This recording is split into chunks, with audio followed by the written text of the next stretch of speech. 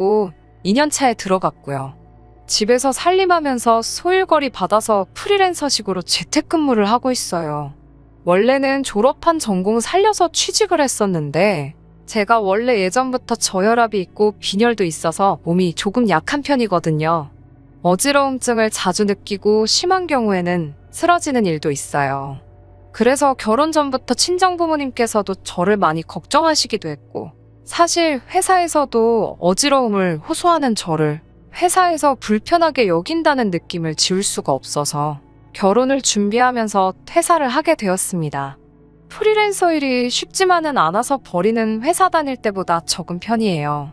그래도 집에서 아무것도 안 하는 것보다 소일거리 하면서 시간도 보내고 겸사겸사 돈도 벌고 저는 만족하면서 살고 있습니다. 남편과 결혼을 결심한 이유도 저의 건강상의 이유가 큽니다. 당장 퇴사를 하면 둘이 벌어도 빠듯한 상황인데도 잠깐의 망설임도 없이 프리랜서로 전향하는 걸 지지해줬어요. 연애하던 때에도 그런 세심한 배려가 좋았습니다. 제가 아직 저의 저혈압 증상에 대해서 남자친구였던 남편에게 말하기 전에 있던 일입니다. 그때는 다른 커플들과 마찬가지로 여기저기 놀러 다니고는 했어요. 당시에는 차도 없을 때라서 보통 대중교통을 이용하고는 했는데 하루는 제가 데이트하다가 빈혈이 와서 잠시 쓰러진 적이 있었거든요. 그때 처음 제가 종종 저혈압 때문에 이런다는 이야기를 했는데 그 뒤로부터는 어디 먼 데까지 가서 데이트하는 횟수를 대폭 줄이고 남자친구가 직접 저희 집 근처까지 찾아왔어요. 친정이 경기도권 신도시에 있고 당시에 저도 부모님과 같이 지냈으니 서울 사는 남자친구한테는 꽤나 먼 거리였을 텐데도 한 번도 불평하지 않고 저를 만나러 와줬습니다. 버스 시간대가 안 맞으면 2시간도 걸리는 거리를 힘들다 한마디 한 적 없었고요. 당시에는 그게 저에 대한 배려라고 생각했는데 결혼하고 나서 보니 그게 배려라기보다는 멀리라도 제가 사는 곳 근처까지 오는 것이 남편한테 더 편해서 그랬던 것 같습니다. 연애하면서도 어디 다른 데 가보고 싶고 해도 제 몸 상태 운운하면서 항상 집 근처에서만 만났고 결혼 후에도 어디 놀러 가는 건 고사하고 남편이 회사 출근 안 하는 주말이 되면 시댁에 가서 시간을 보내야 했어요. 신혼집을 서울에 구하면서 친정하고는 거리가 멀어진 이유도 있고 남편이 홀 시어머니 밑에서 자랐는데 어머님을 또 엄청 챙기거든요. 시댁은 가까운 편이기도 하고 해서 매주 주말마다 시댁으로 출근하는 느낌을 받을 정도로 거의 하루도 빠지지 않고 가야 했습니다. 시댁 말고 어디 다른 데 좀 가자고 투덜거려도 봤는데 또 저번처럼 어디서 픽 쓰러지면 어떡하냐고 쓰러지더라도 실내에서 쓰러지는 게 더 낫지 않냐고 하는데 같은 변명도 한두 번이지 매번 같은 소리를 하니까 많이 서운하더라고요. 저를 더 서운하게 만들었던 건 매번 이렇게 시댁만 올 거면 친정도 가끔 가자는 저의 말에 남편은 친정에 가면 거리가 멀기도 하고 장인 장모님 2분 다 계시는데 그러면 자기가 조금 불편한 것 같아서 싫다고 친정에는 명절 때나 가자고 하는 거예요. 연애할 때 차도 없을 적에는 대중교통 타고 다니면서 뻔질나게 오던 사람이 결혼 후에 차가 생겼는데도 친정 가는 게 힘들다는 말을 하고 있으니 조금 어이가 없었죠. 그리고 친정 부모님이 불편하다는 말도 그래요. 저는 시어머니가 편하기만 해서 시댁에 군말 없이 따라가는 거 아니거든요. 그래서 결혼 생활 초반에는 남편 따라 매번 시댁으로 향하다가 너무 불공평하다는 생각도 들고 계속 아무 말 없이 따라가니까 더 저러는 것 같아서 언제부터인가 일부러 일을 월요일이나 화요일쯤으로 마감을 해줘야 하는 일들로 받아다가 주말에는 집에서 일을 하기 시작했어요. 그러면 일 핑계로라도 시댁에 안 갈 수 있었으니까요. 그런데 웃기는 건 제가 일 때문에 시댁에 못 간다고 하니 남편도 딱히 혼자서는 시댁에 가지 않더라고요. 아예 발길을 끄는 건 아니지만 그렇게 하루도 빠짐없이 매 주말마다 다녔으면서 제가 주말에 일을 시작하고 난 뒤로부터는 빠르면 3주에 한 번, 늦으면 한 달에 한 번씩 텀을 두고 다녀가기 시작했습니다. 매주 안 가도 되는 거면 어디 좀 나가거나 친정에도 좀 다녀오지 좀 치사하다는 생각이 들었어요. 식사는 시어머니가 챙겨주시기는 하는데 뒷정리는 그동안 제가 했었거든요. 그러니까 한편으로는 혹시 뒷정리해줄 사람이 없으니까 안 가는 건가? 하는 생각도 들더라고요. 제가 부풀려서 생각한 걸 수도 있겠지만은요. 얼마 전 있었던 일입니다. 늦여름인데도 무더위가 기승을 부려서 아주 힘들던 때였어요. 마침 일거리가 들어오지 않은 데다가 날도 더우니 그냥 집에서 쉬려고 계획을 하고 있었어요. 아침 일찍 일어나서 커피 한 잔을 내리고 오랜만에 독서나 해야겠다 하던 참이었습니다. 그런데 12시가 다 돼서야 일어난 남편이 쉬고 있던 저를 보고는 오늘은 일을 안 하냐고 물어보더라고요. 오랜만에 일도 없고 해서 프리랜서이기는 하지만 한번 남들처럼 주말에 여유를 느껴보려고 하고 대답했어요. 남편은 그러냐고 대답하고는 씻으러 들어가더라고요.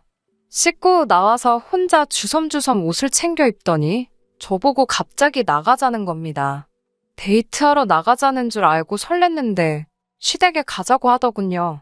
한참을 안 가더니 또 제가 쉰다니까 시댁에 같이 가자고 하는 거였어요. 엄청 서운하기는 했지만 그동안 저도 고의적으로 안 간 게 있으니 오랜만에 얼굴이나 비춰야겠다는 생각으로 따라갔습니다. 대신에 그 다음 주에는 친정에 가자고 했지요.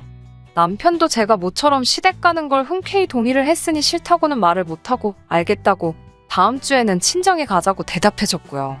남편의 의외의 대답에 저도 나름 기분이 좋아져서 시댁 가는 길이 나쁘지만은 않았어요. 시댁에 도착했는데 남편은 시어머니한테 따로 저희가 올 거라고 연락을 안 드렸나 봐요. 어머님이 조금 당황하시더라고요. 올 줄 모르고 점심 식사를 먼저 하셨다고요. 저희가 시댁에 도착했을 때가 2시 조금 넘어서였는데 그럼 저희가 따로 점심 식사하고 다시 오겠다고 하니 시어머니가 자기는 저녁을 5시 돼서 먹을 계획인데 그렇게 되면 저녁을 같이 못 먹지 않느냐고. 3시간이면 금방이니까 배고파도 조금만 참으라고. 그래서 어머님 드실 때 같이 먹자고 하시더라고요. 저야 아침 일찍 일어나서 커피랑 간단하게 빵 같은 걸 먹었으니 괜찮았는데 남편은 늦게 일어나서 빈속이라 걱정이 됐어요. 남편한테 그때까지 안 먹고 버틸 수 있냐고 물었더니 자기는 괜찮다고 아직 조금 피곤한데 그러면 들어가서 좀 더 자면 되겠다고 하고는 방으로 들어가더라고요. 그때부터 좋아졌던 제 기분이 다시 팍 상하기 시작했습니다. 아니, 시댁에까지 와서 잘 거면 그냥 시댁 안 오고 집에서 더 잤으면 되는 거 아닌가? 괜히 잘 쉬고 있는 사람 데려다가 벌 주는 것도 아니고 남편이 잠들어 있으면 저는 시어머니하고 같이 단둘이서 시간을 보내야 하는 거잖아요. 조금 어이가 없어서 어머님 댁까지 와서 잘 생각을 하냐고 어머님하고 같이 시간 보내야지 않겠냐고 따졌지만 기어이 졸리다고 방으로 들어가 드러눕고 자더라고요. 남편이 잠에서 깰 때까지 어머님이랑 단둘이 뭘 해야 하는지 모르겠더라고요. 어머님도 저를 조금 어려워하시는 것 같고 그냥 평범한 안부 인사 몇 마디 나누다가 결국에는 거실에 어머님과 나란히 앉아서 TV만 보고 있었습니다. 남편이 방 안에서 코 고는 소리가 거실까지 들리는데 정말 화가 나서 한 대에 쥐어박아주고 싶을 정도였어요. 한참 드라마 재방송 같은 거 보면서 시간을 때우는데 가만히 있으니까 저도 슬슬 배가 고파오기 시작하더라고요. 시간이 어머님이 식사하신다던 시간이 다 되어가서 남편 깨워오겠다고 말씀드렸는데 내가 얼마나 피곤하면 엄마 집까지 와서 자겠냐고 좀 더 자게 두라고 하시는 겁니다. 저혈압 때문에 오랫동안 공복 상태로 있으면 안 되는데 몸 약하다고 유세 부리는 것도 아니니 말도 할 수 없었고 그냥 남편이 스스로 일어나기를 기다릴 수밖에 없었어요. 남편은 6시가 다 돼서야 일어났습니다. 어이가 없는 건 여태 자다가 방문 열고 기어 나와서는 자기는 친구 좀 만나러 나갔다 오겠다는 거예요. 남편이 살던 동네라서 아직 장가 안 간 동네 친구가 살고 있었거든요. 여태까지 배고르며 기다린 와이프랑 어머니는 신경도 안 쓰고 지 친구 보러 나가겠다는데 어이가 없어서 한마디 했어요. 여태 저녁 같이 먹는다고 기다렸는데 친구랑 술 마시고 놀러 나갈 생각을 하냐고 한마디 했더니 시어머니가 저를 말리면서 아까는 일하느냐 얼마나 피곤했겠냐고 하시더니 이번에는 일하느라 얼마나 스트레스를 받았겠냐 하시면서 놀면서 해소도 좀 해야지 건강하고 오래 산다고 남편 등 떠밀면서 얼른 나갔다 오라고 하시더라고요. 평소 같았으면 아들 먹인다고 이것저것 음식 해주셨을 텐데 아들은 밖에 나갔고 이러다 며느리한테 밥 해주게 생겼으니 날 더워서 집에서 음식하기도 귀찮은데 우리는 간단하게 배달시켜 먹자고 하시면서 저한테 중국집 메뉴판을 건네주시더라고요. 날도 더워 죽겠는데 이열치열이라고 하시면서 어머님은 짬뽕을 시키셨고 저보고는 짜장면 먹으라고 하시는데 기분도 안 좋은데 돈이라도 좀 더 쓰시라고 해물잡탕밥으로 주문을 했습니다. 해물잡탕밥 먹는다고 하니까 이 집 짜장면 참 잘한다고 그거 먹으라고 하시는데 너무 기름진 음식은 피해야 한다고 하고 끝까지 해물잡탕밥 먹겠다고 고집부렸어요. 며느리한테 5,000원 더 쓰는 걸 아까워하는 모습 보고 이럴 바에 차라리 그냥 집에서 쉬었으면 마음이라도 편했겠지 하는 생각이 들면서 남편이 미워지더라고요. 아무튼 남편까지 나가버리니 시어머니와 단둘이 어색한 시간은 더욱 더 길어졌습니다. 그래도 저녁 시간대 되니까 TV에 볼만한 게 많아져서 다행이었어요. 얼마 안 있어서 초인종 울리는 소리가 났고 배달음식 도착한 것 같아서 그거 받으려고 소파에서 일어서는데 순간 눈앞이 깜깜해지고 온몸에 힘이 빠지기 시작했습니다. 기립성 저혈압으로 제가 또 의식을 잃고 쓰러졌던 거예요. 정신을 차리고 보니 저는 소파 앞에 바닥에 뒤집어져 쓰러져 있었고 정신이 들고 나서 고개를 들고 보니 시어머니는 혼자 식탁에 앉아서 배달 온 짬뽕을 훅훅 불면서 후루룩 면치기를 하고 계시더군요. 기가 막히고 코가 막히는 광경에 몸 추스릴 시간도 없이 서운함에 눈물이 막 나기 시작했어요. 며느리가 눈앞에서 빈혈로 쓰러졌는데 정신 차리고 나서 처음 눈에 들어온 광경이 짬뽕을 후루룩 면치기 하고 계신 시어머니였으니까요. 제가 막 울기 시작하니까 그제서야 시어머니는 젓가락 내려놓고 저한테 오셔서 미안하다고 사과를 하시더라고요. 제가 쓰러진 거 보고 당황하기는 했는데 당신이 늙어서 힘이 없으니 쓰러진 저를 들어서 침대로 옮겨놓을 수도 없고 소파에 다시 올려놓을 수도 없었다고. 그래서 남편한테 전화했더니 구급차까지 부를 건 없고 가만두면 조금 지나서 제가 알아서 일어날 거라고 해서 일단 식사 먼저 하고 계셨다고 하시네요. 허둥지둥 하시는 게 진짜 저한테 미안한 건 맞는 것 같은데 그래도 화가 나는 건 참을 수가 없더라고요. 시어머니한테 사람이 쓰러졌는데 음식이 넘어가시냐고 따지니 면이 불어터지면 맛이 없지 않냐고. 본인이 할 수 있는 게 없는 상황이라 어쩔 수 없었다면서 저보고 이해하라고 하시면서 미안하다고 했는데도 어른한테 그렇게 눈 동그랗게 뜨고 소리를 치냐며 되려 저한테 역정을 내기 시작했어요. 이래서 아픈 애 며느리로 들이지 말자고 했는데 기어이 결혼을 하더니 지금 이 꼴 좀 보라고 정말 할 말과 해선 안 될 말 같은 거는 안중에도 없고 입 밖으로 나오는 말을 전부 뱉으시더라고요. 어머님 진짜 너무하시다고 한마디 하고 저는 그 길로 나와서 택시 타고 집으로 돌아왔네요. 더 어이없는 건 남편은 제가 쓰러졌다는 연락을 받았는데도 불구하고 집에는 한참 늦게 술이 얼큰이 취해서 들어왔다는 거예요. 자초지종을 어머님한테 듣고 온 건지 집에 들어오자마자 오히려 저한테 큰 소리를 치더라고요. 아무리 종종 있는 상황이라지만 제가 쓰러져 있는 동안 무슨 일이 있을지도 모르는데 제 걱정은 하나도 하지 않고 오히려 그냥 택시 타고 집으로 돌아온 자기 상황부터 저에게 화를 내더라고요. 그렇게 말도 없이 혼자 집으로 들어가면 어떡하냐고. 자기가 술을 마셨으니 차를 제가 끌고 들어와야 되는 건데 자기 두고 저 혼자 가버려서 택시비만 더 나갔지 않느냐고 따지더라고요. 아내가 쓰러졌는데 괜찮냐고 물어보는 게 먼저 아니냐고 했더니 엄마가 같이 있었는데 무슨 일이 있었겠냐고 엄살 좀 그만 부리라고 오히려 저한테 화를 냈어요. 아무리 술 기운이 있다고 할지라도 미안해할 건 미안해하고 조금 이성적으로 생각했으면 좋겠는데 이 상황에서 서운해해야 할 사람은 전데 남편은 자기 서운한 이야기만 하더군요. 특히 제가 어머님한테 무안 줬던 게 그렇게 서운했나 봅니다. 어머님이 나이가 있어 기운이 없으시니 당연히 쓰러진 저를 못 옮기는 게 당연한 거 아니냐고. 그래서 깨어날 때까지 기다리신 건데 뭐가 그렇게 서운해서 그 난리를 치고 왔냐고. 당장 시어머니한테 전화 걸어서 사과하라고 하더라고요.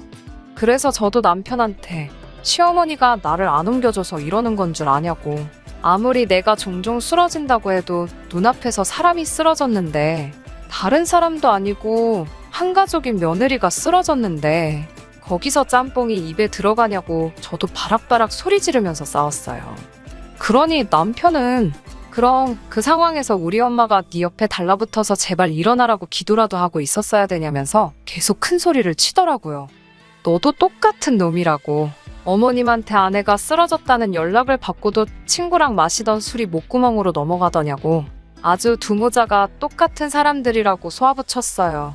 남편도 더는 할 말이 없는 건지 우물쭈물하더니 역정을 내면서 됐고 너 때문에 차 시댁에 두고 왔으니까 너가 내일 가서 차 찾아오라고 언성을 높이더니 방으로 문 쾅 닫고 들어가더군요.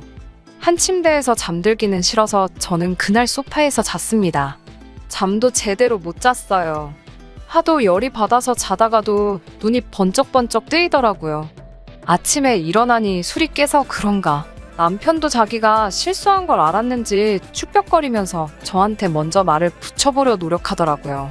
저는 대꾸도 안 하고 눈도 안 마주쳤어요. 전날 새벽에는 저보고 시댁에 두고 온 차 가져오라고 그렇게 소리를 치더니 점심때쯤에 기어이 지가 나가서 차를 가져오더군요.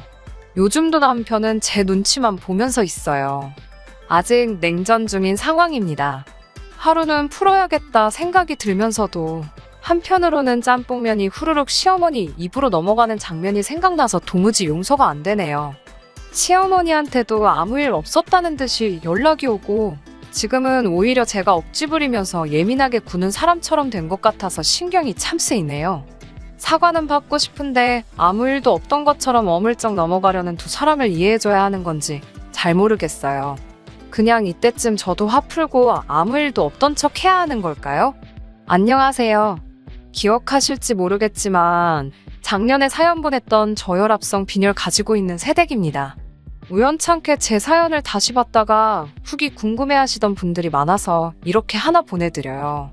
여러분이 원하셨던 것과는 다르게 그냥 아무 일도 없었던 것처럼 넘어가려던 두 사람 따라서 저도 화 풀었습니다. 마음속으로 용서한 건 아니지만 일부러 이렇게 불편하게 지내야 할 필요가 있나 싶었었어요.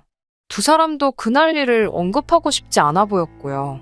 정말 아무 일도 없던 것처럼 그날 일은 언급조차 안 하는 두 사람이 얄밉긴 했지만 저도 불편하게 지내서 뭐 하겠냐고 이만 마음속에 묻어두기로 결정했으니 더 이상 그 일 가지고 말 꺼내지 않으려고 노력했습니다. 사실 벌써 2달이나 더 지난 일인데요. 시댁에 가족 행사가 있어서 남편하고 시어머니 다 같이 해서 다녀온 적이 있었어요. 그리고 그 후에 어머님이 미열을 동반한 감기 증상이 있으셨고 병원 가서 검사해보니 확진 판정을 받으셨어요. 저도 그렇고 남편도 어쨌든 밀접 접촉자에 해당하니 검사를 받았습니다. 그런데 저도 아무 증상이 없었는데도 양성 판정이 나오더라고요. 남편은 다행히 음성이었는데 아무리 남편이 아무런 이상이 없다고 해도 한 집에서 지내다가 남편한테까지 옮겨버리면 안 되겠다는 생각이 들더라고요. 저는 무증상이었기 때문에 따로 고생한 건 없지만 그렇다고 괜히 남편하고 한 집에서 지내다가 남편 혹은 남편 회사 사람들한테 옮기게 되지 않을까 하는 생각에 고민을 했어요. 제가 양성이니 친정에 가 있을 수도 없는 노릇이고 반대로 남편을 친정에 보낼 수도 없던 상황이었으니까요. 그렇다고 남편을 시댁에 보내자니 시어머니도 환자시고 어떻게 방법이 없더라고요. 그래서 제가 짐 싸들고 시댁에서 격리를 하기로 결정했습니다. 저야 어차피 집에서 재택근무로 일감을 받아서 하기 때문에 일할 때 필요한 것들만 있으면 장소에 구애받지 않고 일할 수 있었기 때문에 문제가 될 게 없었어요. 아무튼 그렇게 시댁에 가게 되었는데 저는 아무 증상도 없는 것과는 반대로 어머님은 아주 드러누워서 끙끙 앓고 계시더라고요. 냄새도 못 맡겠고 맛도 안 느껴지신다고. 거기에 몸살 감기 기운은 물론 열까지 나서 아주 죽을 맛이라고 하더라고요. 저는 콧물 살짝 나오는 것 말고 아무렇지도 않았거든요. 같은 병인데도 증상이 이렇게 다르냐고, 왜 자기만 이렇게 아프냐고 찡찡대고 계시더라고요. 저녁 시간이 돼서 어머님께 식사는 어떻게 하시겠냐고 물었더니 먹어봤자 무슨 맛인지도 모르겠고 기운도 하나도 없다고 안 드신다고 하더라고요. 어머님 댁인데 제가 주방에서 부스럭거리면서 하는 것도 아닌 것 같아서 저도 간단하게 배달 음식 시켜서 때웠고요. 어머님은 방에서 쉬고 계시고 저는 거실에서 일하고 있었는데 저녁 11시쯤 되니까 어머님 방 안에서 나 죽는다고 끙끙 앓는 소리가 들리더라고요. 그 소리에 놀라서 뛰어들어가니 어머님이 열이 엄청 올라서 제정신을 차리지 못하고 계셨어요.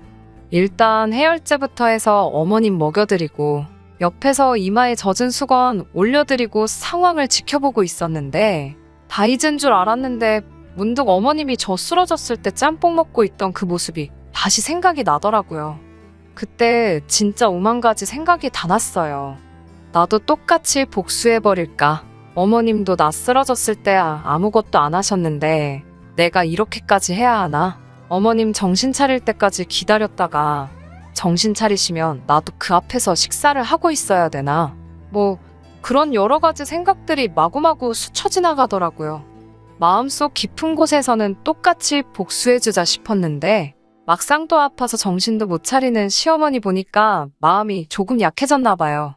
저도 환자지만 증상이 없으니 어머님 곁을 밤새 지키면서 경과를 지켜봤습니다. 이마에 젖은 수건도 계속해서 갈아드리고 열도 시간마다 한 번씩 재서 체온 관리도 해드렸어요. 어머님 열이 정상 체온까지 내려가는 거 확인하고 저는 아침 해가 뜨고 나서야 잠에 들 수 있었습니다. 자고 일어나니까 어머님이 부엌에서 음식을 하고 계시더라고요. 아들 없으면 절대 꺼내주시는 법이 없던 고기 반찬까지 준비해 주셨어요. 무슨 바람이 부셨나 생각에 둘이 마주 앉아 말없이 식사를 하고 있는데 어머님이 대뜸 저한테 정말 고맙다고 하시다가 그땐 미안했다며 그날 있던 일을 저에게 처음으로 정식으로 사과하셨어요. 그때도 사과 비슷하게 하긴 했지만 자기가 왜 그랬겠냐 하는 억울하다는 투가 더 강했는데 이번에는 정말로 그때 본인의 행동이 어리석었고 잘못한 일이라고 인정하시며 그땐 정말 미안했다고 하시더라고요. 워낙 열이 높아서 정신이 없으신 줄 알았는데 전날 제가 곁에서 밤새도록 자리 지키고 간호한 걸 다 기억하고 계시더라고요.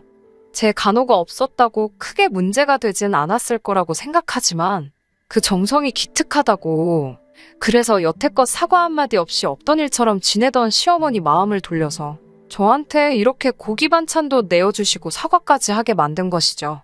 아무튼 어머님도 하루 크게 앓으시고는 점점 후각도 돌아오고 상태가 많이 호전되었고 그렇게 별탈 없이 격리 생활은 끝이 났어요. 마지막으로 병원에서 음성 판정 받고 나서야 어머님은 또 한 번 저한테 진심으로 고맙다고 말하셨고요. 병원에서 나오는 길에 택시를 잡아서 저는 집으로 돌아가겠다고 인사를 드렸는데 어머님이 같이 집으로 가자고 하시더군요. 그도 그럴 것이 10일 동안 시댁에 머무는 동안 남편한테서 단 한 번도 먼저 연락이 온 적이 없었거든요. 그렇게 어머님하고 집에 도착했는데 집안 꼴이말이 아니더라고요. 청소는 한 번도 안 한 건지 집안이 엉망이었고 설거지는 언제부터 안 한 건지 잔뜩 쌓여있고 그릇이 없으니 그동안은 배달 음식을 시켜 먹은 건지 배달 용기들이 쓰레기통에 가득했습니다. 제가 치우겠다고 했는데 어머님이 도와주셔서 금방 정리할 수 있었어요. 정리가 다 끝날 때쯤 되니까 남편이 퇴근하고 집에 들어오더라고요. 손에는 퇴근길에 편의점에 들렸는지 도시락하고 맥주 몇 캔을 들고 들어오더라고요.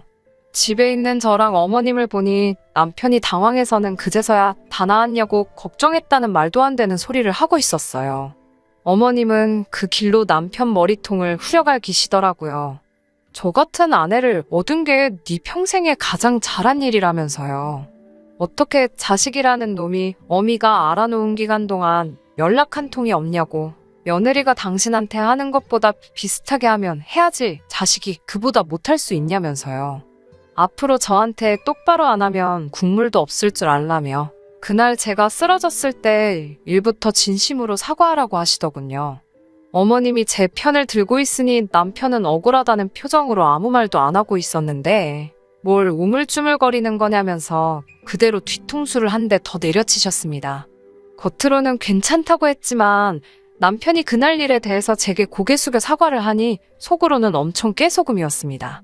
이미 같이 지내는 내내 어머님은 저한테 고맙다 몇 번을 말하시고 사과까지 했는데 이번에는 남편하고 같이 해서 그때 미안했고 앞으로는 저한테 서운한 마음 들지 않게 잘하겠다고 약속까지 하시는데 그동안 서운했던 게 한 번에 다 풀리는 것 같았어요. 그 뒤로는 남편도 겉으로 하는 척만 하는 건지는 모르겠지만 이제는 쉬는 날 시댁에만 가지 않고 연애할 때도 자주 못 해본 데이트도 많이 하고 친정에도 자주 들르고 있습니다. 저도 주말에 일하는 건 그만하고 그때그때 제가 나서서 시댁에 먼저 가자고 남편한테 말하고 있고요. 과정이 좋았다고 말하기는 어렵지만 지금은 연애 기간과 결혼 생활 다 합쳐서 전에 없이 즐거워요. 제 편이 늘어난 느낌이라고 할까요? 남편이 나서서 집안일도 도와주고 시어머니도 남편보다 저를 더 먼저 챙겨주시고 있으니까요. 속 시원하게 똑같이 복수하지는 못했지만 요즘은 결과적으로 더 행복한 나날들을 보내고 있습니다. 이런 상황이 언제까지 계속될 거라는 확신은 없지만 적어도 어머님이나 남편이 저를 먼저 서운하게 하지 않을 거라는 믿음이 있어서 정말 행복하네요. 사연 들어주신 분들, 후기 기다려주신 분들도 행복하시고 올여름에도 별탈 없이 다들 건강하시길 기원합니다. 끝까지 들어주셔서 감사합니다. 오늘의 사연은 여기까지입니다. 구독과 좋아요, 알람 설정 부탁드리고 더 좋은 사연으로 다시 찾아뵙겠습니다. 감사합니다. 신바람 사연 아파트, 오늘의 사연 시작하겠습니다. 안녕하세요. 저는 30살 예비 신부고 신랑 될 사람도 저와 같은 나이인 30살입니다. 올해로 연애는 5년째를 맞았어요. 결혼식 날짜를 저희 연애 시작한 기념일로 맞추기 위해서 정신없이 준비 중입니다. 5년이라는 긴 연애를 하면서 결혼까지 생각할 만큼 남자친구에게는 큰 확신을 가지고 있었어요.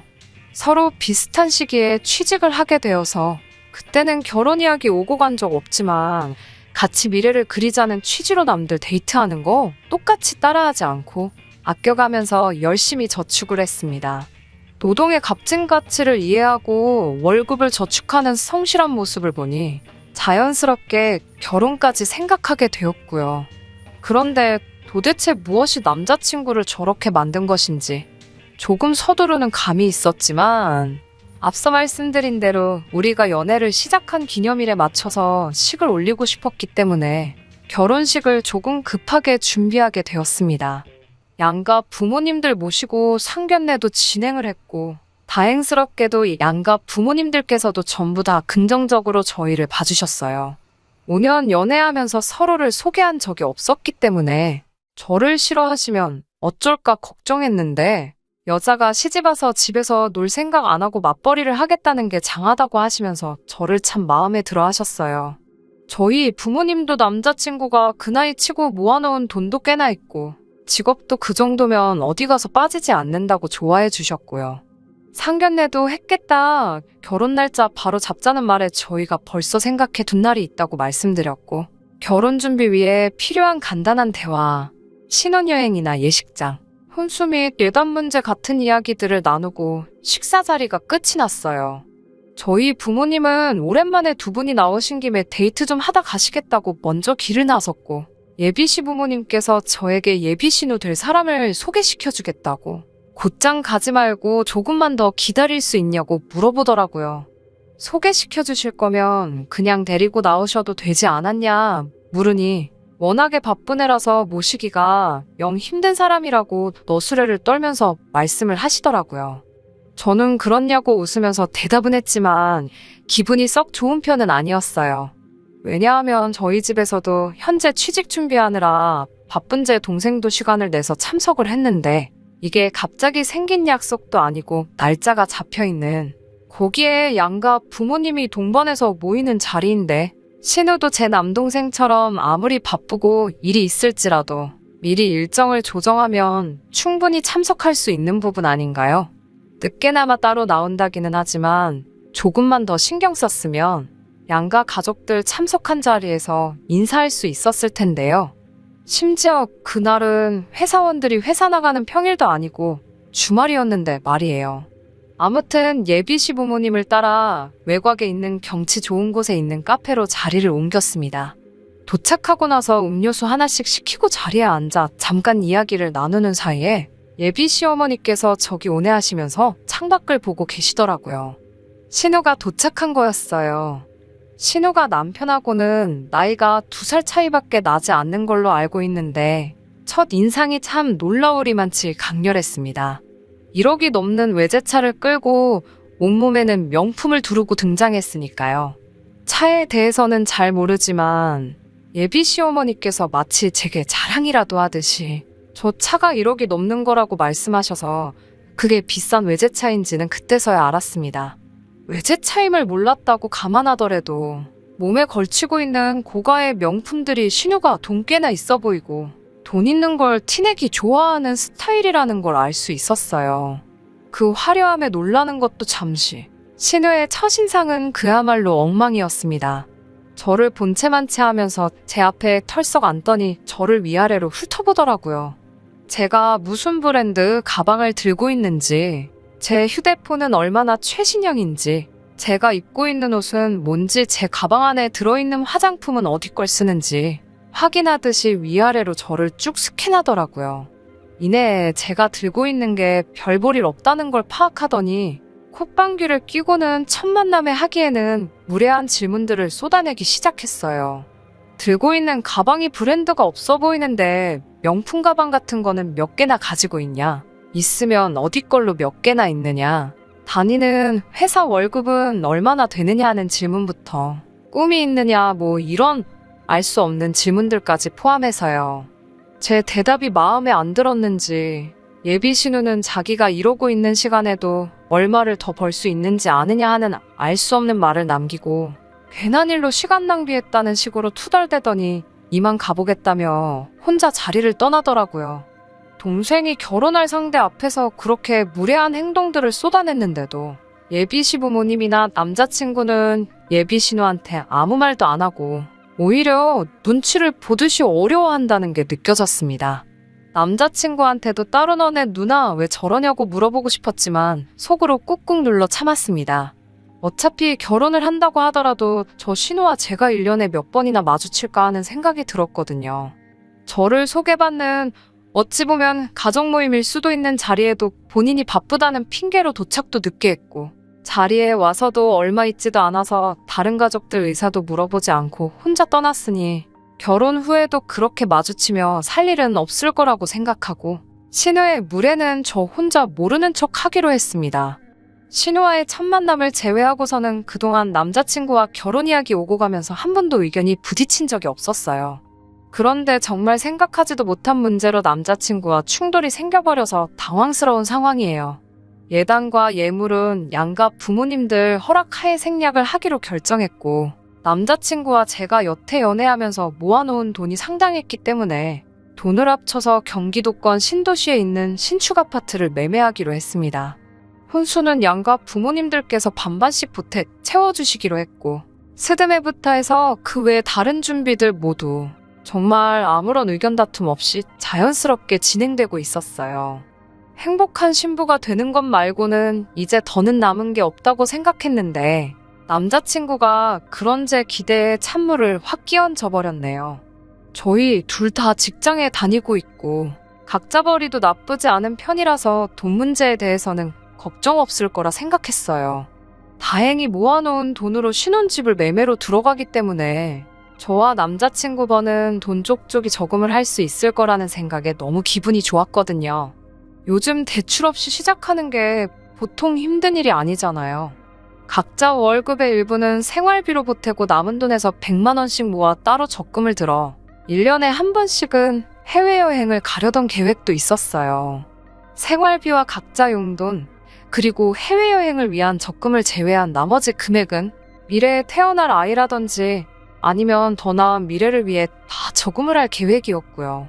모을 돈 빼고 낭비만 하지 않는다면 금세 돈이 모여서 10년 뒤에는 서울에 있는 아파트로 옮길 수도 있지 않을까 하는 생각도 하고 있었거든요. 그런데 문제가 발생했어요. 남자친구한테 우리가 앞으로 결혼하면 이렇게 해서 돈을 모으고 하자고 설명을 하고 있었는데 남자친구는 조금 시큰둥한 표정으로 듣고 있더라고요.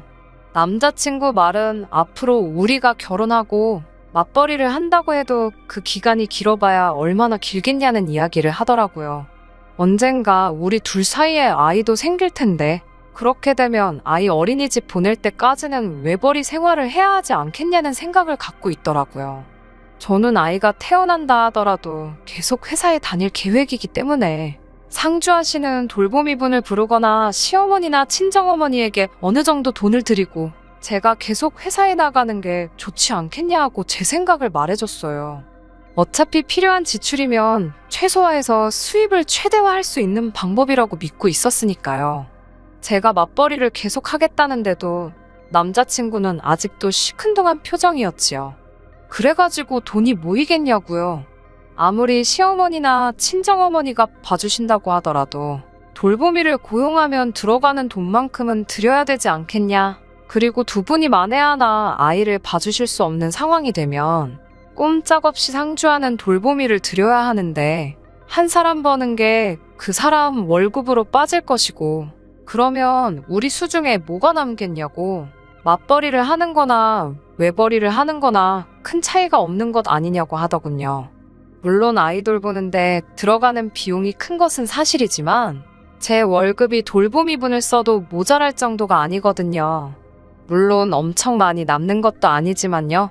그래도 단돈 50만 원, 100만 원이라도 더 벌게 될 텐데 그게 외벌이랑 뭐가 다르냐는 말은 조금 서운했어요. 둘이서 월급도 그렇게 큰 차이가 나는 게 아니거든요. 남자친구 말은 앞뒤도 조금 안 맞았지요. 아이 때문에 회사를 그만두는 건 싫다. 맞벌이를 계속하면 좋겠다고 하는데 돌보미도 쓰기 싫고 양가 부모님께 돈을 드리는 것도 싫다. 그런데 또 아이는 가졌으면 좋겠다. 사실 말도 안 되는 억지잖아요. 그래서 당최 당신 생각은 어떻길래 말하는 것마다 다 싫다고 하는 거냐고. 내 생각보다 좋은 생각이 있으면 말해달라고 했어요.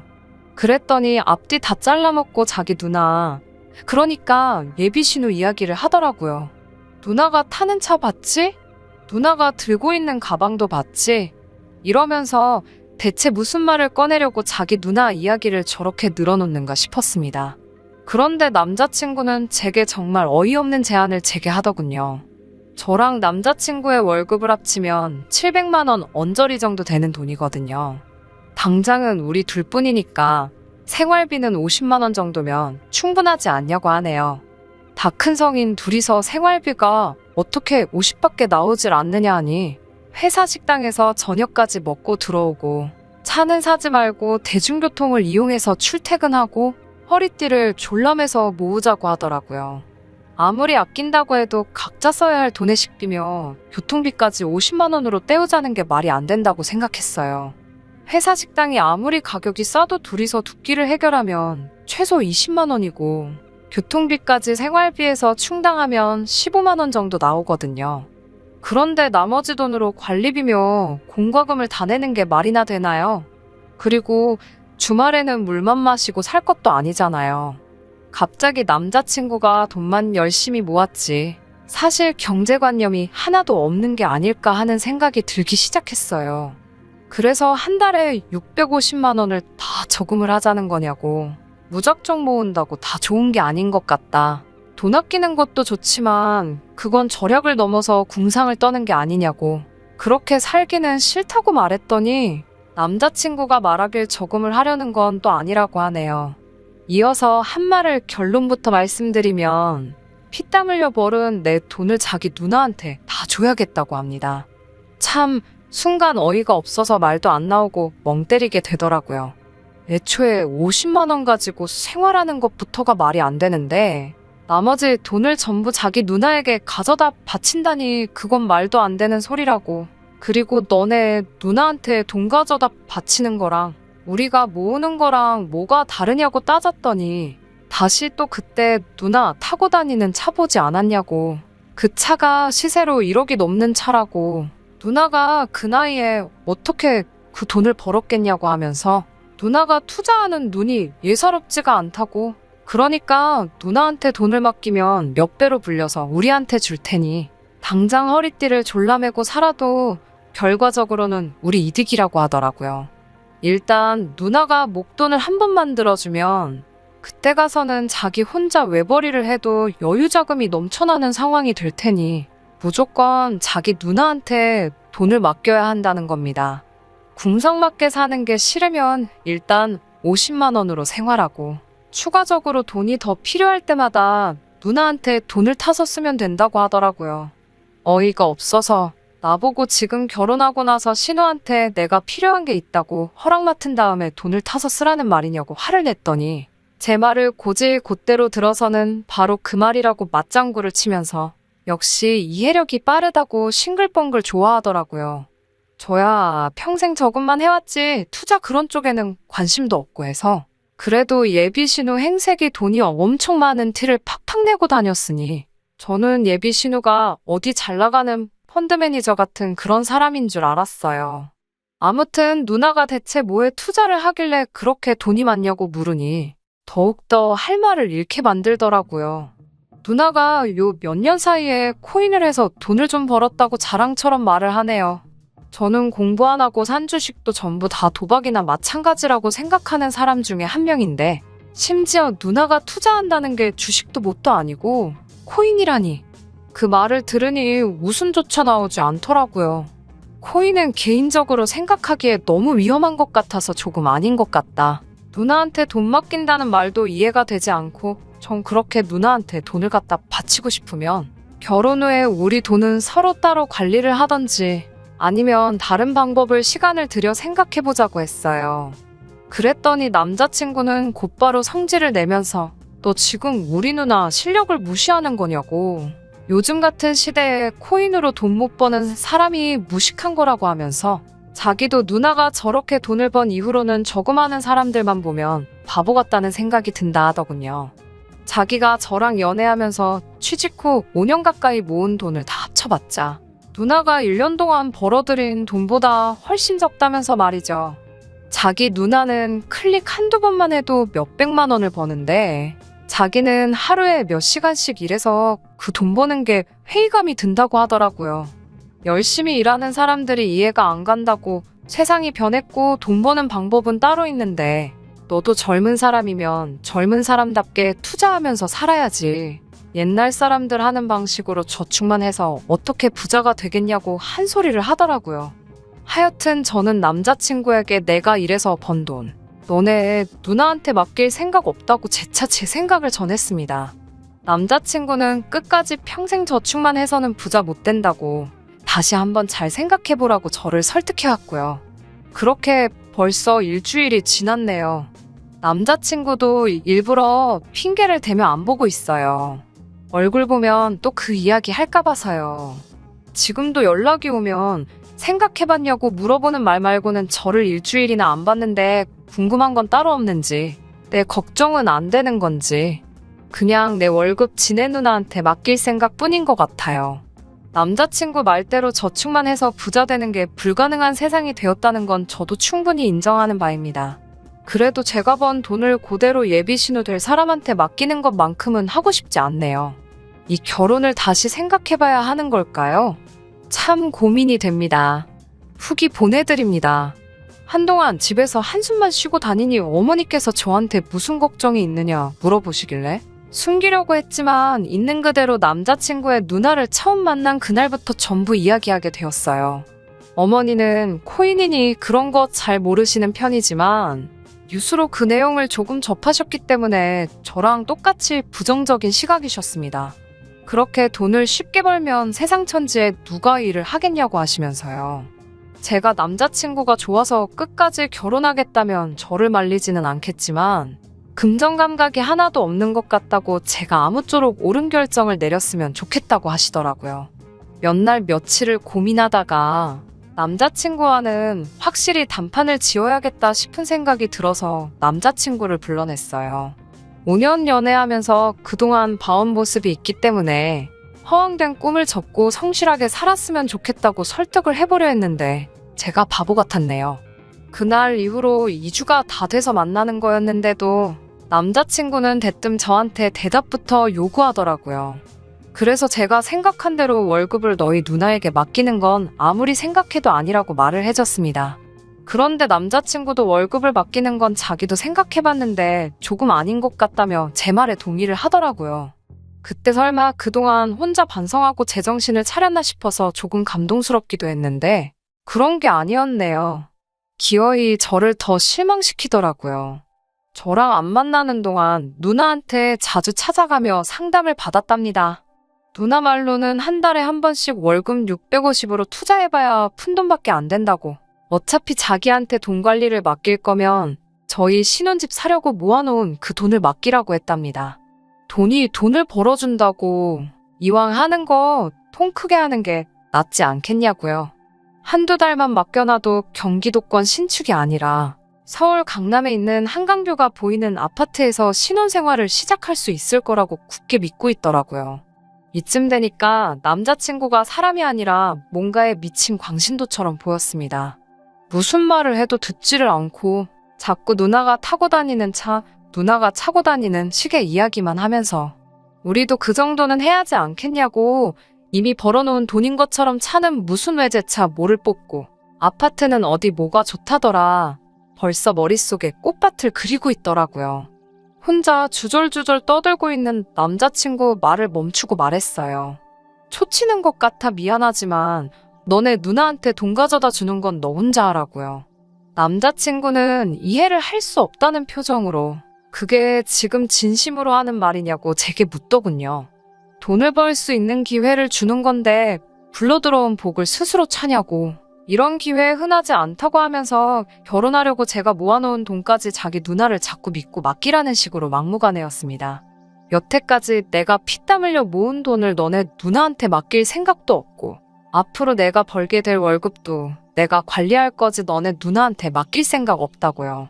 결혼 준비하면서 예약해둔 것들은 다 취소할 거고 위약금도 내가 내 돈으로 낼 테니 그냥 우리는 이제 여기까지 하자고 헤어지자고 말했어요. 헤어지자는 말을 하니까 남자친구도 표정이 어두워지더라고요. 그러더니 저한테 악담을 쏟아내기 시작했어요. 평생 그렇게 월급 모아서 살라고 자기는 자기가 모아놓은 돈이라도 맡겨서 부자가 될 거고 그때 가서 제 앞에 다시 나타나겠다고 하더군요. 자기가 외제차 끌고 와서 성공한 모습 보여주겠다고 그리고 그때가 돼서 자기 바짓가랑이를 붙잡고 후회해도 안 받아줄 거라고요. 그리고 그깟 위약금 푼 돈은 앞으로 벌어들일 거 생각하면 얼마 되지도 않는 거라고 지가 내겠다고 큰 소리 떵떵 치더라고요. 그렇게 5년 연애 결혼이 코앞이던 남자친구와의 인연의 종지부를 찍었습니다. 억울하고 화가 나지만 차라리 잘된 일이라고 생각해요. 이렇게도 설득이 되지 않을 사람이었다면 제가 무슨 말을 했어도 듣지 않았을 테니까요. 그 뒤로도 따로 연락도 없고 별다른 문제 없이 안전이별한 것 같습니다. 여태까지 성실하던 남자친구를 그렇게 만들다니 돈이라는 게 참 무서운 것 같아요. 아무튼 후기 기다려주신 분들께도 감사드려요. 안녕하세요.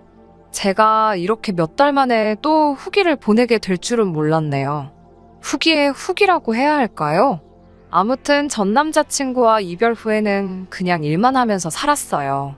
저희 부모님도 차라리 잘된 거라고 저를 격려해 주셨고 저도 시간이 지나니 자연적으로 잊혀지게 되더라고요. 그래서 정말 까맣게 잊고 살았는데 얼마 전에 회사 일로 출장이 있어서 어딜 좀 다녀오게 되었어요. 한참 업무를 보고 나서 출장 업무가 끝나고 돌아가는 날 아침에 출장지에 있는 커피숍에 들렸습니다. 거기서 누굴 봤는지 아세요? 어딘가 낯이 익은 사람이 주문을 받고 있더라고요. 웬만해선 한 번 본 사람은 잘 까먹을 텐데 첫 인상이 그만큼 강렬했으니 그 얼굴을 잊을 수가 없더라고요. 전 남자친구의 누나였어요. 지금쯤 남동생 돈 굴리면서 그 잘난 외제차 끌고 다니고 계셔야 할 분이 거기서 뭐하고 있나 싶더라고요. 다행인지 불행인지 전 남자친구의 누나는 저를 못 알아본 듯 싶더라고요. 솔직히 이런 마음 가지면 안 되는 거지만 그 모습을 보고 있으니 뒤시하기가 궁금해서 참을 수가 없었어요. 그래서 전 남자친구랑 연애할 때 같이 알고 지내던 친구를 찾아 속사정에 대해서 물어봤는데 참 사람 일이라는 게 전 남자친구는 저한테 큰 소리 떵떵 친 대로 자기가 여태 모은 돈 들고 누나를 찾아갔나 봅니다. 처음에는 돈 꽤나 벌었다나 봐요. 그렇게 소원하던 외제차도 뽑아서 떵떵거리고 다녔다네요. 여기저기 돈 자랑하러 다니고 주변 사람들한테 비싼 술도 사주고 했대요. 그런데 어쩌다가 투자를 한 게 큰 손실을 내게 되면서 그거 메꾼다고 전 남자친구도 그의 누나도 같이 명품 가방이며 시계며 팔기 시작해서 어떻게든 해보려고 했답니다. 그런데 그것마저 잘 안 돼서 그 자랑스러운 외제차도 팔았고 마지막에는 대출까지 해가면서 본전을 찾으려고 했다는 겁니다. 말로는 투자하는 사람이라고 포장했지만 제가 생각했던 대로 그 두 사람은 도박에 빠진 거나 다름이 없었고 그들과 똑같은 최후를 맞이하게 된 거지요. 둘 다 쫄딱 망하고 심지어 전 남자친구는 회사 돈에까지 손을 대서 현재는 연락도 안 되는 상황이라고 하네요. 남자친구 누나는 제가 본 대로 지방까지 내려와서 아르바이트를 전전하고 있는 상황이고요. 이런 말 하기는 뭐하지만 전 남자친구의 누나는 제가 잘 몰라도 전 남자친구 하나만큼은 성실하고 착실한 사람이었거든요. 그런 사람을 저주경으로 만들다니 돈이라는 게 정말 무섭다는 사실을 다시 한번 깨닫게 되네요. 저 또한 전 남자친구를 믿었다면 저 꼬라지를 면치 못했을 거예요. 제 중심 잘 잡아서 천만다행이라고 생각하고 저들의 몰락을 거울 삼아 저도 일확천금을 기대하지 말고 제게 주어진 대로 성실하게 살아야겠어요. 끝까지 들어주셔서 감사합니다. 오늘의 사연은 여기까지입니다. 구독과 좋아요, 알람 설정 부탁드리고 더 좋은 사연으로 다시 찾아뵙겠습니다. 감사합니다. 신바람 사연 아파트, 오늘의 사연 시작하겠습니다. 안녕하세요. 저는 결혼할 뻔한 30대 초반의 여자입니다. 호의가 계속되면 권리인 줄 안다더니 제가 바로 그 상황에 놓여 있었더라고요. 남자친구 어머니의 무리한 요구에 결국 결혼 때려쳤습니다. 저와 남자친구는 같이 학교를 다녔던 사이입니다. 하지만 짝꿍이었음에도 불구하고 그다지 친하진 않았어요. 후에 서로 다른 학교로 진학을 하면서 서로 연락을 주고 받지도 않았고요. 대학을 가면서 그나마 들려오던 소식도 끊어졌습니다. 그러다 우연한 기회로 직장에서 다시 마주하게 되었네요. 서로 너무나 달라진 모습에 신기해하면서 몇 번 밖에서 만나 밥도 먹고 차도 마시면서 가깝게 지냈습니다. 하지만 직장 동료들에게 같이 있는 걸 몇 차례 목격되었고 그래서인지 어느 순간 사내에 저희가 사귄다고 소문이 났더라고요. 하지만 저희가 다니던 회사는 사내 커플에 대해 굉장히 좋지 않게 생각했거든요. 소문에 의하면 승진에도 큰 영향이 있을 거라 했었습니다. 당시만 해도 저희는 실제로 사귀는 사이는 아니었는데 주변에 해명을 해도 믿지 않는 눈치였습니다. 결국 분위기상 둘이 아예 아는 척을 안 하거나 한 사람은 떠나야 했습니다. 비록 남자친구와 어려서 친하지는 않았지만 가정 형편이 좋지 않다는 건 잘 알고 있었기 때문에 제가 나가야겠다는 생각을 했습니다. 지금 이 사연을 들으시는 분들께서는 버텨야지 제가 왜 나가냐 생각하실 수도 있지만 저는 마침 사업을 구상 중이었거든요. 당시 2년 전부터 제과제빵을 배우면서 언젠가 제 베이커리를 열어야겠다 생각하고 있었고 언제쯤이 좋을까 고민하던 때라서 이참에 과감하게 한번 시작해보자 결심하게 되었습니다. 회사에 사표를 내던 날 남자친구는 저에게 몹시 미안해했습니다. 하지만 저는 오히려 전화위복이 된 것 같다고 이런 일이 아니었으면 말만 하고 영원히 내 사업을 시작할 엄두를 내지 못했을 수도 있다고 그를 안심시켰어요. 물론 저라고 두려움이 없었던 건 아니지만 사람 일이라는 게 부딪혀보지 않으면 절대 끝을 알 수 없잖아요. 저는 회사에서 멀지 않은 곳에 작은 케이크 가게를 열었습니다. 다행히 오픈 후 2달 정도 지나자 슬슬 좋은 반응이 오기 시작했습니다. 그렇게 제 사업이 조금씩 자리를 잡아가면서 남자친구와도 진지한 연애를 시작하게 되었습니다. 이미 둘 다 나이도 어느 정도 찬 상태였기 때문에 결혼을 염두에 둔 진지한 사이로 만났습니다. 그렇게 1년 정도를 만난 뒤 남자친구가 이제 같이 살자며 저에게 청혼해 왔습니다. 저도 어느 정도는 예상하고 있었기 때문에 기쁜 마음으로 그 청혼을 받아들였습니다. 하지만 사람들 말대로 결혼은 현실이더라고요. 결혼 준비를 본격적으로 시작하면서 제가 생각했던 것 이상으로 고려해야 할 것들이 많다는 걸 알게 되었어요. 시작부터 쉽지가 않았습니다. 그건 바로 남자친구의 집안 사정 때문이었어요. 남자친구의 형편이 안 좋다는 건 앞서 말씀드렸다시피 이미 알고 있었기에 큰 기대나 어떤 바램을 갖고 있지는 않았습니다. 저 역시 평범한 집안에서 자랐기 때문에 적당히 아낄 건 아끼는 생활 방식에 익숙한 상황이었고요. 그런 이유로 저희는 연애하는 동안에도 남들이 간다는 뭐 비싸고 좋은 곳에서 근사한 식사를 하거나 그래본 적은 솔직히 없었습니다. 둘이 입버릇처럼 젊어서 좀 더 열심히 모으고 나이 들어서 더 큰 기쁨을 누리자 했거든요. 그런데 시어머니를 만나게 되면서 저희의 이런 다짐은 산산조각이 나버렸습니다. 사실 남자친구가 10대였을 땐 남자친구의 어머니에게 좋은 관계로 지내시던 남자분이 계셨다고 합니다. 비록 재혼은 안 하셨지만 그래도 사실상 남편으로서 역할을 도맡아 해주셨던 모양이에요. 그렇다고 해서 그분이 남자친구에게 아버지 역할까지 해주셨던 건 아니고요. 상황이 그렇다 보니 남자친구의 어머니는 당신 힘으로 돈을 벌어본 적이 없으셨답니다. 하지만 남자친구가 대학교에 들어갈 무렵 그 남자분께서 가정으로 돌아가시면서 남자친구 어머니와의 관계를 끊으셨답니다. 그분에게 전적으로 의지하며 사셨던 남자친구의 어머니에게 남은 건 값비싼 가방 몇 개와 옷이 전부였나 봐요. 그때부터 남자친구는 대학 생활과 아르바이트를 동시에 하면서 집안 생활비를 댔다고 하더라고요. 군대에 가 있는 동안은 남자친구의 이모가 어머니의 생활을 도와주셨고요. 이런 사정을 속속들이 알지는 못했기에 남자친구가 이야기를 하는 동안 말 그대로 넋을 놓고 들었습니다. 드라마에나 나올 법한 이야기 같았으니까요. 제가 그럼 지금은 솔직히 어떻게 생활하고 계시냐 하니까 자기가 결혼을 하면 어머님과 이모님이 같이 사실 거라고 그러니 걱정하지 않아도 된다고 하더라고요. 누군가 저에게 못됐다고 할 수도 있지만 솔직히 그 말을 듣고 안도의 숨을 내쉬었습니다. 비록 저에게 그럴 자격이나 권리는 없지만 남자친구의 이야기를 들으니 남자친구의 어머니가 살아온 방식이 제 눈에 좋아 보이진 않았거든요. 하지만 시어머니가 어떻게 살아왔는가 때문에 제가 파혼을 결심한 건 아닙니다. 물론 주된 이유가 시어머니가 맞기는 하지만요. 본격적인 결혼 이야기가 나오면서 양가 어른들에게 서로를 인사시키기로 한 때였습니다. 저희 집에 먼저 남자친구를 소개시켰었는데 저희 부모님은 밖에서 먹으면 비싸고 몸에 좋을 게 뭐냐면서 맛있는 음식 차려줄 테니 집으로 데려오라고 하시더라고요. 사실 요새 물가도 비싸고 결혼 준비하려니까 생각보다 돈도 많이 들어갈 것 같아서 걱정이 많았는데 먼저 저희 부모님이 남자친구의 자존심이 상하지 않게 배려를 해주셔서 감사한 마음이었습니다. 하지만 남자친구의 어머니는 호텔 고층에 위치한 레스토랑에 가고 싶다 하셨습니다. 인당 18만 원이나 하는 고급 레스토랑이었어요. 저는 솔직히 한 번도 그런 곳에 가본 적이 없었고 너무 비싼 그 가격 때문에 정말 말 그대로 침이 꼴깍 넘어갈 정도로 부담이 되었습니다. 그러자 남자친구가 걱정 말라고 자기가 산다고 하더라고요.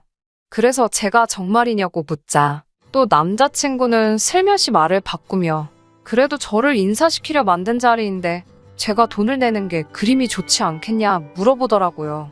그러면서 이번엔 그냥 자기가 한번 사드리라고 그러면 자기도 다음에 우리 부모님 식사를 여기서 한번 대접하겠다 하더군요. 저는 저희 부모님도 여기 모시고 오고 싶다는 말이 아니었는데 남자친구가 상황을 잘못 이해한 것 같더라고요. 그리고 며칠 뒤 그 레스토랑에 저와 남자친구가 먼저 도착해 남자친구의 어머니를 기다리고 있었습니다. 세 사람으로 예약을 했는데 남자친구의 어머니는 혼자가 아니셨습니다. 다른 어떤 여자분과 같이 오셨더라고요. 순간 남자친구가 그분을 향해 이모라고 인사를 했어요. 남자친구의 어머니가 이모님을 데리고 오신 거였어요. 제가 세 사람밖에 예약을 안 했다고 난처해하자 남자친구의 어머니가 남자친구더러 그럼 너가 먹지 마. 우리 셋이 먹고 내려갈게 이러셨어요. 제가 당혹스러워하자 그럼 너 생각엔 우리 중 누가 여기서 빠져야 되겠냐고 하시더군요. 전 당연히 이모님이라고 생각했지만 당신은 당연하다는 듯 자리를 잡고 벌써 앉아 계셨습니다. 남자친구는 저에게 자기 신경 쓰지 말라며 자긴 주차장에서 기다리겠다고 절 혼자 두고 가버렸어요. 남자친구의 어머니는 절 보더니 제가 그렇게 돈을 잘 번다고 했다고 우리 아들이 엄청 칭찬을 하더라 하셨습니다. 그러면서 부모님은 뭐 하시냐고 그러시길래 아버지는 공무원이시고 어머니는 전업주부라 말씀드렸어요. 그러자 남자친구 어머니는 먹고 사는 건 걱정 없겠다고 하시며 저희 어머니더러 남편 관리 잘하시라 그래 이러는 거예요. 순간 마시던 물을 뿜을 뻔했습니다. 남자친구 어머니는 아랑곳하지 않고는 공직에 있는 남자들이 원래 시간도 많고 돈도 있어서 한눈을 잘 판다고 조심하라고 미리 알려주는 거라 하시는 거예요. 그러니까 옆에 계시던 이모님께서 역시 인생 선배라며 깔깔 웃으시더군요. 그 순간 전 두 분이 무슨 이야기를 하시는 건지 눈치를 챘지만 가만히 못 들은 척 했습니다. 동시에 저희 아버지를 본 적도 없으시면서 어떻게 저런 말씀을 하시는 건지 기분이 나빴어요. 하지만 주책맞은 성격이신가 싶어서 일단은 참았네요. 남자친구 어머니의 질문이 일단락되나 싶으니 이모님의 질문 공세가 시작되었습니다. 이모님은 저에게 제가 하는 사업에 대해서 꼬치꼬치 물어보셨어요. 매상은 얼마나 나오는지, 몇 년이나 할 건지 뭐 그런 것들이요. 그러더니 결혼하면 시어머니 용돈이랑 생활비는 얼마나 줄 거냐고 물으시더라고요. 제가 그건 남자친구와 상의해봐야 할 것 같다고 하자 그런 중요한 이야기를 아직도 안 했냐면서 요즘 사업하는 며느리들은 100만 원씩은 준다더라 하시더라고요. 코로 들어가는지 입으로 들어가는지 알 수 없는 거금에 식사를 마치고 엘리베이터를 기다리면서 제가 두 분 다 댁으로 모셔다 드릴까요? 여쭙습니다. 그러자 그건 됐고 우리도 나온 김에 쇼핑이나 하게 저보고 돈 좀 달라고 하시는 거예요. 저는 순간 제 귀를 의심했습니다. 남자친구 어머니께서는 다시 한번 저더러 그럼 서울 한복판까지 나와서 밥만 먹고 가라는 거냐며 돈 없냐고 물으시더라고요. 제가 얼떨결에 10만 원을 드리자 이모님이 나서서 며느님 10만 원으로 뭘 하냐고 여기 한 사람 더 있는 거 안 보이냐고 비꼬시는 거예요. 어이가 없었지만 주변 사람들의 시선이 느껴지는 것 같아서 너무 창피했어요. 제가 일단 그것밖에 없다고 조심히 들어가시라 하고 먼저 서둘러 엘리베이터를 탔습니다. 남자친구에게 방금 무슨 일이 있었는 줄 아냐면서 황당했던 제 심정을 담아 설명을 하니 남자친구가 미안하다며 근데 자기 어머니가 제가 엄청 마음에 들어서 너무 편하게 대하셨나 보다고 쉽게 생각하더라고요. 제가 그래도 이건 경우가 아니지 않냐고 아직 상견례도 안 했고 오늘 처음 뵌 건데 돈 달라고 하시는 분이 어딨냐고 하니까 자기 어머니가 원래 사람들을 잘 믿고 허물없이 대해서 자기도 걱정이라며 그 10만 원 다시 돌려줄 거냐고 묻더라고요. 딱 느낌이 떠보는 것 같았습니다. 그래서 저도 빨리 지금 바로 달라고 했습니다. 제가 진짜로 달라고 할 줄은 몰랐는지 남자친구가 당황한 듯 조여지라며 지갑을 뒤지더라고요. 그런데 지갑엔 딱 봐도 10만 원은커녕 5만 원도 없더라고요. 저도 그때는 여러 가지로 화가 나서 지금 계좌이체 해주라고 했습니다. 그러자 남자친구가 들릴 듯 말 듯한 소리로 너무하네 그러면서 핸드폰으로 은행 계좌에 접속하더라고요. 그러다 우연히 남자친구 계좌 잔고가 제 눈에 들어왔어요. 순식간이었지만 그래도 생각보다 적은 숫자에 제가 깜짝 놀랐습니다. 저도 모르게 남자친구한테 그게 다냐고 물었어요. 제가 그렇게 물어봤으면 안 되는데 제가 실수한 거 인정합니다. 남자친구도 기분이 상했는지 무슨 소리냐며 날카롭게 받아들이더라고요. 그게 모아둔 돈 전부냐고 재차 물었어요. 남자친구는 날카로운 목소리로 저에게 신경 끄라고 하더라고요. 저도 더 대화가 길어졌다간 괜히 싸우기나 할 것 같아서 알겠다 하고 그날은 그렇게 헤어졌습니다. 그리고 집에 도착해 저는 남자친구에게 오늘 이모님이 나와서 좀 놀랬다고 밥값도 많이 나와서 좀 부담스러웠다고 그래서 예민했던 것 같다고 문자를 보냈어요. 그러자 곧 전화가 걸려왔습니다. 제가 전화를 받으니 남자친구가 아니라 남자친구의 어머니였어요. 시어머니는 하도 아들 핸드폰이 울려서 봤는데 당신 이야기라서 전화를 했다고 하셨습니다. 그러면서 며느리 될 애가 비싼 데서 밥 사준다고 그러는데 하나뿐인 여동생이 부러워하길래 데리고 간 거라 하셨습니다. 어차피 결혼하면 한 가족이 되는 건데 고작 그것 때문에 우리 아들한테 지금 눈치 주려고 문자한 거냐고 따지시더라고요. 그리고 순간 남자친구가 전화를 낚아채는 소리가 들리면서 전화가 끊어졌습니다. 그 이후로 다행히 정확히는 모르겠지만 남자친구의 어떠한 중재로 인해 더 이상 남자친구의 어머니에게 전화는 걸려오지 않았습니다. 하지만 집 문제 때문에 저는 또 한 번 남자친구의 어머니와 부딪히게 되었고 결국 그 일로 이렇게 남자친구와 헤어지게 되었습니다. 친정부모님의 도움을 받아도 집을 사는 일이 쉽지는 않더라고요. 그래서 저와 남자친구는 정말 영혼까지 끌어모은 대출을 받아 집을 사기로 했습니다. 그런데 이 일을 알게 되신 남자친구의 어머니가 저에게 집으로 오라고 하시더라고요. 그러더니 저에게 충격적인 제안을 하셨습니다. 그날은 처음으로 남자친구의 집에 가본 날이었어요. 저도 부모님과 같이 살고 있었고 남자친구도 어머니와 같이 살고 있었기 때문에 다른 연인들처럼 뭐 집에서 데이트하고 그런 건 해본 적이 없었거든요. 남자친구의 집은 방 2칸에 반지하였습니다. 제가 집으로 들어서자 남자친구의 어머님과 이모님이 같이 계시더라고요. 또 무슨 말씀을 하시려나 걱정이 되면서도 남자친구가 30분 후에 온다고 했기에 30분만 잘 버티고 있자 생각했습니다. 집으로 들어서자 남자친구의 어머니는 저더러 집이 좀 작지? 라며 말문을 여셨어요. 저는 괜찮다고 두 사람이 살기엔 나쁘지 않았을 것 같아요. 그런데 어머니가 많이 불편하셨겠다고 말하니 기다렸다는 듯이 맞다고 맞장구를 치며 특히 반지하라 나같이 나이 많은 사람이 살기엔 공기도 안 좋고 힘들다고 하시더라고요. 그러더니 그래서 말인데 너희 이번에 집 사기로 했다며? 하고 물으시길래 그래서 제가 어차피 아이가 생기면 전세보다는 자가가 낫다고 해서 일단 알아보고는 있는데 예산이 빠듯하다고 그랬습니다. 그러자 남자친구의 어머니가 아직 생기지도 않은 아기를 뭘 벌써 걱정하냐며 당장 산 사람부터 잘 살아야지 그러시더라고요. 그러더니 저에게 하신다는 말씀이 그래서 말인데 저희가 이 집에서 살라고 하시는 거예요. 저는 순간 남자친구 어머니 모시고 여기서 셋이서 살라는 소린 줄 알았습니다. 그래서 제가 다 같이 살자는 말씀이시냐고 하니까 장사한다는 애가 이렇게 귀가 어두워서 어쩌냐며 우리 아들이랑 너가 여기서 살고 내가 이모랑 나가서 살게 이러시는 거예요. 그래서 제가 돈은 있으세요? 라고 조심스레 여쭈었습니다. 그러자 너네 집 산다며라고 물으시는 거예요. 그러니까 저희가 새로 사는 집에 당신이 들어오시고 저희는 지금 여기에서 살라는 말씀이셨습니다. 그게 무슨 말씀이냐고 그렇게는 안 된다고 싫다고 하니까 어차피 너만 대출 받는 거 아니고 우리 아들도 받는 대출이지 않느냐며 그게 뭐가 문제냐는 거예요. 저도 이때쯤에는 결혼은 못하겠다 싶어서 에라 모르겠다 심정으로 말씀드렸습니다. 솔직히 반지하는 저 혼자서도 구할 수 있는데 제가 제 돈 써서 결혼까지 해가면서 왜 여길 들어와서 사냐고요.